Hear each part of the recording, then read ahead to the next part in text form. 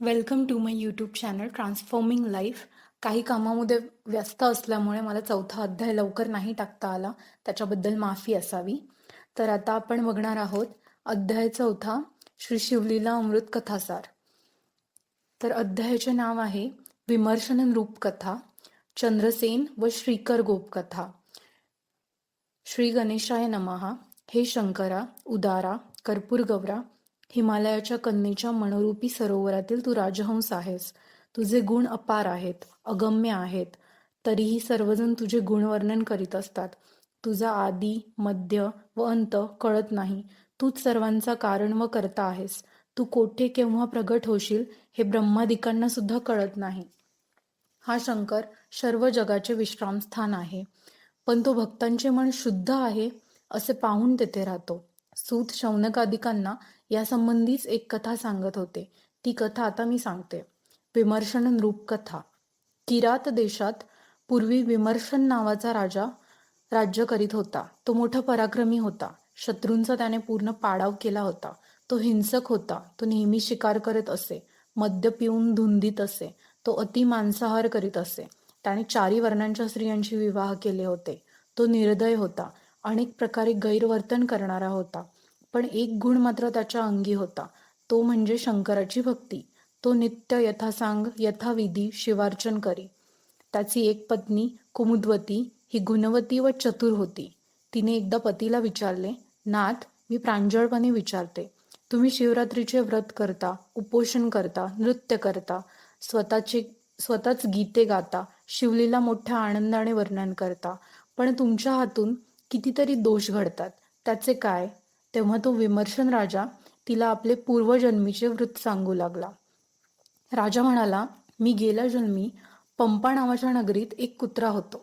योगायोगाने मी शिवरात्रीला म्हणजे माघ वद्य चतुर्दशीला शंकराच्या मंदिरासमोर गेलो. तेथे शिवपूजा चालली होती, ती पाहिली.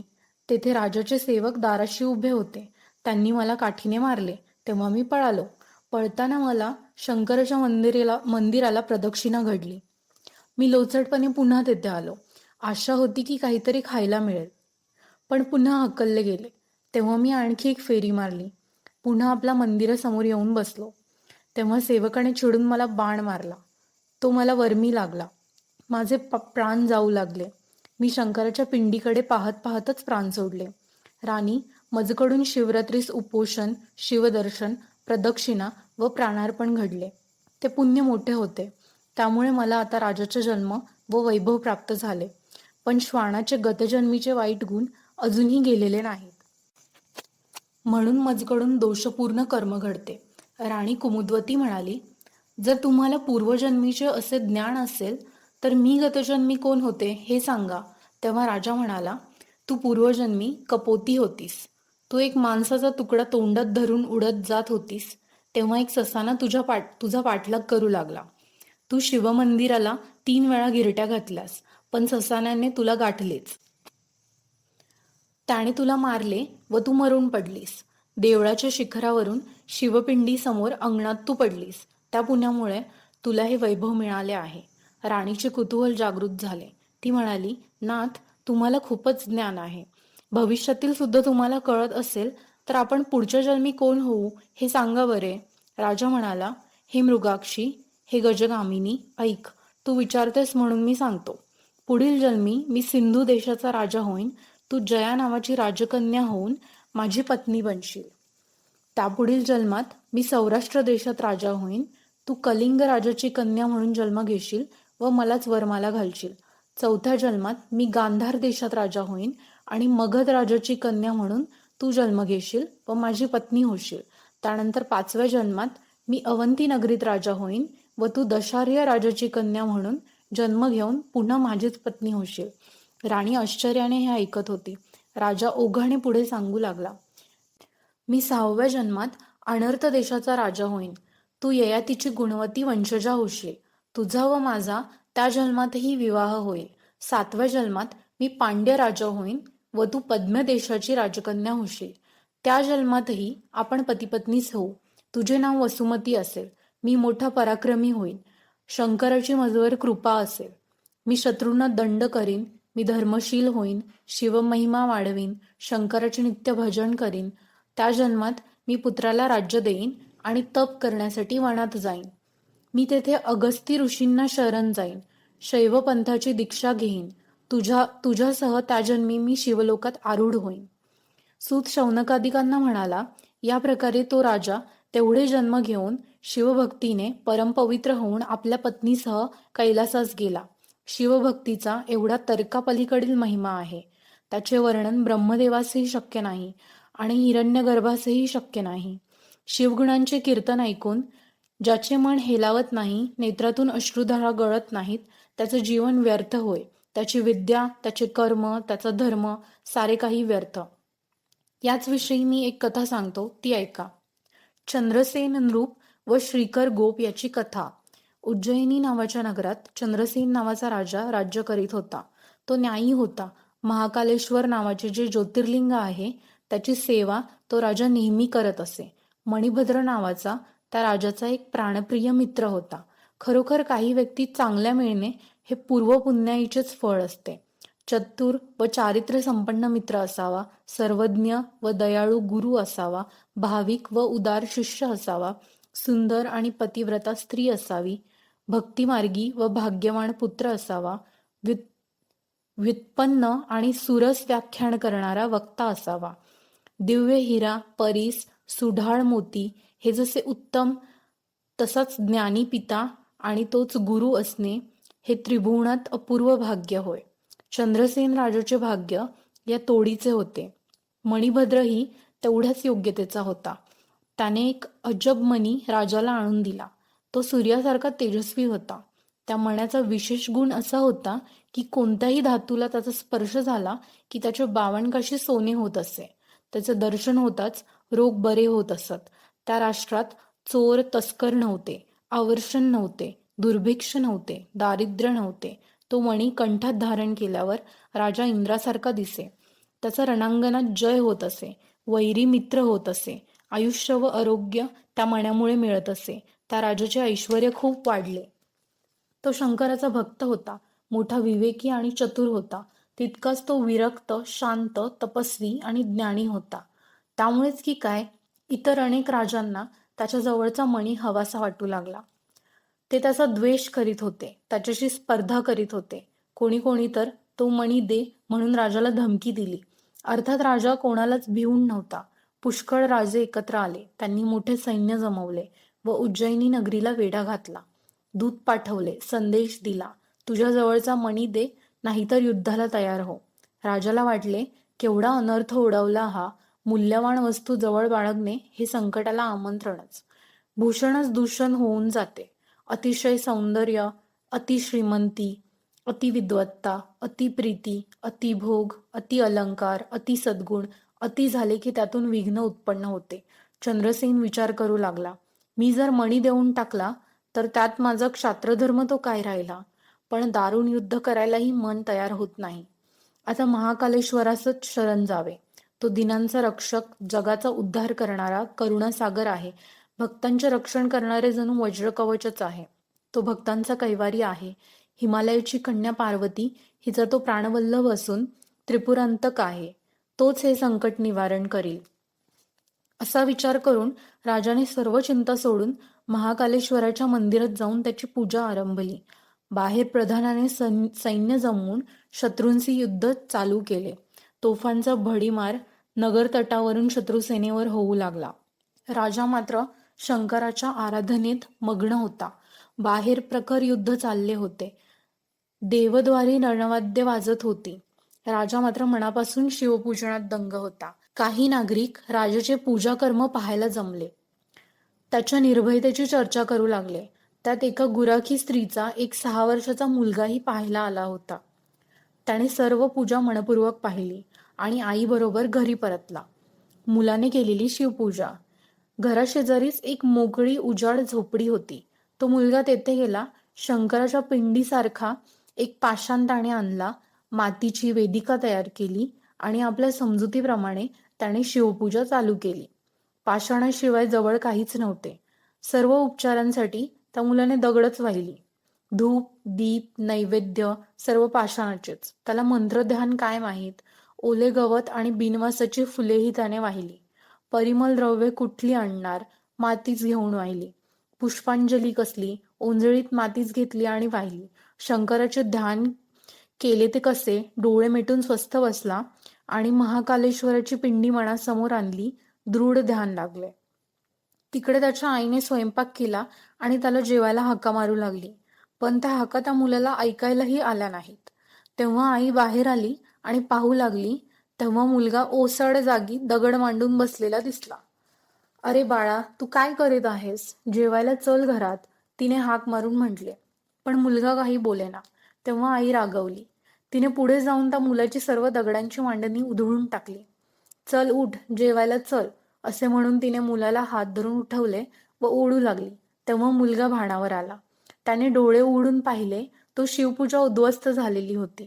त्याला फार वाईट वाटले. शिव शिव असा आक्रोश करून छाती पिटीत तो मूर्छित पडला. पुन्हा शुद्धीवर आला तेव्हा "मी आता प्राणत्याग करीन," असे ओरडू लागला. तेव्हा आई त्याला दोष देत परत गेली. आपले जेवण उरकून तृणाच्या आसनावर झोपून गेले. इकडे आपण केलेली शिवपूजा उद्ध्वस्त झाली म्हणून तो मुलगा "हे शंकरा, हे शंकरा, हे महाकालेश्वरा" असा विलाप करत रडत बसला.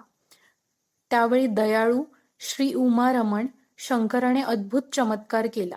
गवताची झोपडी होती, तेथे रत्नखचित शिवमंदिर दिसू लागले. त्याचे खांब हिऱ्याचे होते. वर अनेक रत्नांचा कळस झळकू लागला. शिवलिंग तर चंद्रापेक्षाही तेजस्वी असे मणिमय झाले. तो मुलगा डोळे उघडून पाहू लागला. तो सर्व राजोपचार पूजा सामग्री तयार करून ठेवलेली दिसली. सारे काही नवलच. ते पाहून तो मुलगा आनंदाने नाचू लागला. त्याने मन लावून खऱ्या सामग्रीने पूजा केली. पुष्पांजली वाहिली. शिवाचे नाम मोठमोठ्याने घेत तो नाचू लागला. शिव प्रसन्न झाला. बाळाला म्हणाला, "बाळ, तू वरदान माग. मी प्रसन्न झालो आहे." मुलगा म्हणाला, "देवा, माझ्या आईने तुझी पूजा उडवून दिली. तो तिचा अपराध क्षमा कर." "तथास्तु," शंकर म्हणाला. "मी तुझ्या दर्शनासाठी आईला आणतो. तिलाही दर्शन दे." असे म्हणून तो मुलगा आईकडे धावला. तो आपले घर रत्नखचित भव्य राजगृहासारखे झाले आहे आणि आपली आई दिव्य मंचकावर निजलेली आहे असे त्याला दिसले. ती सुंदर झाली होती. तिने अलंकार धारण केले होते. "आई, उठ ना, शंकर प्रसन्न झाले आहेत. तुला दर्शन घडेल. चल बाहेर. बघ तरी केवढे भव्य सुंदर देऊळ देवानेच निर्माण केले आहे." आई उठली. मुलाला जवळ घेऊन ती बाहेर आली. देवालय पाहून ती चकित झाली. बाळाच्या नितांत भक्तीने आईलाही शिवदर्शन घडले. ती बाळाला कुरवाळू लागली. आपण पूजा भंग केली याचे तिला खूप वाईट वाटले. तिला घरी राहावेना. राजा महाकालेश्वराच्या मंदिरात होता. तेथे जाऊन तिने राजाला सर्व चमत्कार कथन केला. राजा लगबगीने ते रत्नखचित मंदिर पाहण्यासाठी आला. त्याच्या मागोमाग नागरिक आले. राजाने तर बाळाचे पायच धरले. लोकात वाऱ्यासारखी ती वार्ता पसरली. सारेजण तिकडेच धावत सुटले.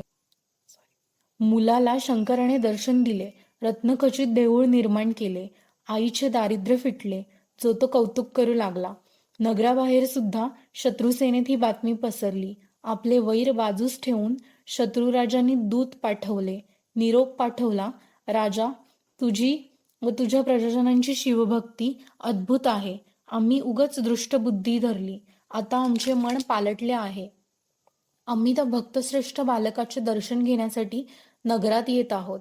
प्रेमाने तुम्हाला भेटण्यासाठी येत आहोत." चंद्रसेन राजाला निरोप कळताच त्याने प्रधानाला युद्ध थांबवायला सांगितले. सर्व राजांना पाचारण केले. त्यांना मिरवणुकीने तो नगरात घेऊन आला. अवंती म्हणजेच उज्जैनी नगरीची सुंदर रचना पाहून सारे राजे आश्चर्य करू लागले. शिवमंदिरापुढे येऊन त्या सर्व राजांनी मंदिरास प्रणाम केला. मुलासही वंदन केले. ते राजे म्हणू लागले, "शंकर प्रसन्न झाला तर काहीही घडू शकेल. झोपडीचा राजवाडा होऊन जाईल. शत्रूंचे मन पालटून ते मित्र होतील. सिद्धी घरी दासी होऊन राहतील. न मागता कामना पूर्ती करतील. अंगणातले वृक्ष कल्पतरू होतील. मुका पंडित होईल. पांगळा वाऱ्याच्या वेगाने धावत जाईल. मूढ मनुष्य चतुर्वक्ता होईल. रंक भिकारी मोठा भाग्यवान होईल. चिंतामणी रत्न सहजच हाती येईल. कीर्ती त्रिभुवनात पसरेल. राजेही पाया पडू लागतील. सहज खणावे तेथे खनिज सापडतील. वेदांचा अभ्यास न करताही वेदार्थ मनात प्रगटेल. हाती सर्व कौशल्ये येतील. उमारमणाची कृपा झाली तर काहीही होणे अशक्य नाही. राजा त्या गवळ्याच्या मुलाला म्हणाला, तू धन्य आहेस. नंदी ज्याचं वाहन आहे तो शंकर तुझवर प्रसन्न झाला आहे. त्या दिवशी त्या शिवालयात फार मोठी यात्रा लोटली. त्यावेळी तेथे हनुमंत प्रकट झाला.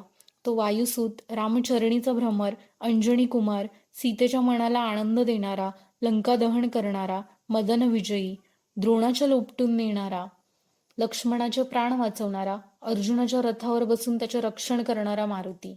तो रुद्राचा अवतार तेथे प्रकट होताच सर्व लोक व राजे त्याला वंदन करू लागले. हनुमंताने त्या गोप बाळाला जवळ घेतले व त्याला नमः शिवाय या मंत्राचा उपदेश केला. त्याने न्यास, मातृका, ध्यान इत्यादी सर्व शिकवले.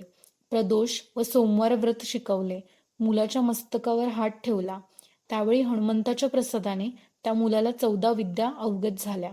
64 कला अंगी आल्या. हातावरील आवळा जसा पूर्ण दिसतो तसे त्याला ज्ञान झाले. त्याचे नाव श्रीकर असे ठेवले. सर्व राजे जय जयकार करू लागले. देवांनी गगनातून पुष्पवर्षाव केला.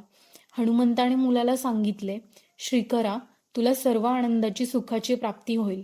तुझ्या कुळात तुझी 8वी पिढी जेव्हा येईल तेव्हा नंद नावाचा गोप जन्माला येईल. गोकुळात त्याचा पुत्र म्हणून विष्णू श्रीकृष्ण रूपाने मोठी अवतार लीला करेल. तो कंस, शिशुपाल यांचा वध करेल. पांडवांच्याकडून कौरवांचा नाश घडवून आणेल. श्रीधराचे, विष्णूचे अवतार युगायुगात वारंवार होतील. श्रीकरा, तू धन्य आहेस असे सांगून त्या मुलाला उपदेश करून हनुमंत अंतर्धान पावला. सर्व राजे चकित होऊन पाहतच राहिले आणि नंतर श्रीकराच्या नावाने राजांनी प्रचंड जय जयकार केला. चंद्रसेनाने सर्व राजांना त्यानंतर वस्त्रे व भूषणे दिली. त्यांनी राजाचा प्रेमाने निरोप घेतला. चंद्रसेन व श्रीकर या दोघांनी नंतर नित्यनियमाने सोमवार व प्रदोष व्रताचे आचरण केले. शिवरात्रीचे व्रत केले. याचकांना तो दान देऊन तृप्त करी. शिवलीला श्रवण करी. ते दोघे अंती शिवपदास पोचले. फलश्रुती. हा अध्याय पठन केल्यास भक्ताला संतती, संपत्ती व दीर्घायुष्य प्राप्त होते. ज्याचे मन शिवार्चन करण्यात मग्न असेल त्याला विघ्ने बाधणार नाहीत. हा शिवलीलामृत ग्रंथ म्हणजे सूर्यच आहे. त्याच्या शब्दरूपी किरणांनी सज्जन मनरूपी कमले विकास पावतात. जीव आणि शिव हे चक्रवाक पक्षाचे युगुल एकत्र येते. दुर्जन रूपी घुबडे लपून राहतात. शिवाची निंदा करणाऱ्यास शिवाच्या प्रभावाने नरकात जावे लागते. हरिनिंदकास शंकर कुंभीपाक नरकात घालतो. हरिहरात भेद मांडणे व त्यांची निंदा करणे या पापाला यम महाभयंकर शिक्षा देतो. हे ब्रह्मानंदा, सद्गुरु राया, यतिवर्या, कैलास पर्वतावर निवास करणाऱ्या मृडानी प्रिया, श्री शंकरा, तू श्रीधर कवीला वरदान दिलेस. तुझी लीला तूच वधवून घेतलीस. विस्तृत अशा स्कंद पुराणात ब्रह्मोत्तर खंडात श्री शिवलीला रूपी अमृतमय कथा आहे. ती सज्जनांना नेहमी श्रवण करायला मिळो.